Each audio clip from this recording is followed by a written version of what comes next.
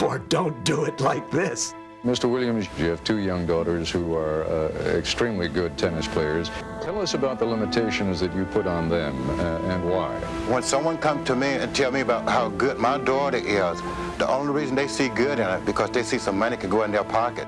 Richard Williams said, you know what, I don't need all this publicity. He learned from somebody like Jennifer Capriati, who had all this publicity. He had enough faith in his ability and in his daughter's abilities to say, the money's gonna come.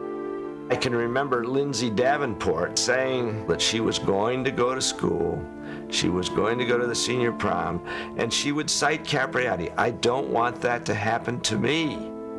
Hingis later saying, that's not going to happen to me.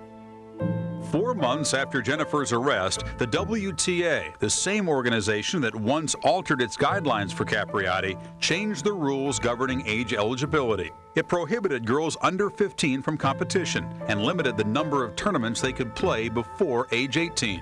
We all felt, that we were somewhat a part of it.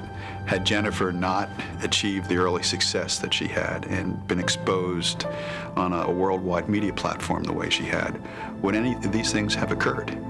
I don't know the answer to that, but certainly you have to ask that question. I think there is a lot of blame to go around with what happened with Jennifer Capriati early on in her career. The media, we were pushing for stories, wanted her to be the next Chris Evert. Her parents pushing her to make more and more money, not allowing her in some ways to be a teenager, even though at first she seemed like she was having fun. It quickly became a job. Everybody blames, tennis, they blame the press, they blame her managers, they blame her parents. Everybody is very quick to point a finger. I think you have to look at the personality of the individual, and Jennifer's very fearless. Nothing scares her. That has helped her to become a great tennis player that maybe will get you in trouble, too, because you're a risk taker. For a short period of time, she became a normal American adolescent, bedeviled by sort of all the forces that the normal American adolescent has to deal with. Peer pressure, the idea of drugs, the idea of just wanting to fit in, all those things that you're sort of shielded from as a tennis pro. She didn't like that world that was created for her. And so she did what a lot of American kids did. She rebelled. People want to blame someone for what happened. I don't think that you can really point a finger at anybody other than the kid herself. There have been child prodigies playing under pressure who've been robbed of their childhoods for a couple of decades now. Tiger Woods went to college. Jennifer Capriati, at a very young age, turned pro. Tiger Woods didn't turn pro till later.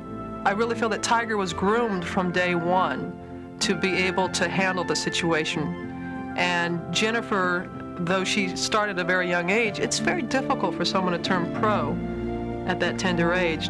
Tennis needed Jennifer Capriati when she came on the scene. Were the expectations too great? Sure, the expectations on everybody are too great. The media plays an extraordinary role in garnering attention for these athletes. However, we also get them the millions of dollars. I spoke to her one time in the midst of her sort of absence from the game.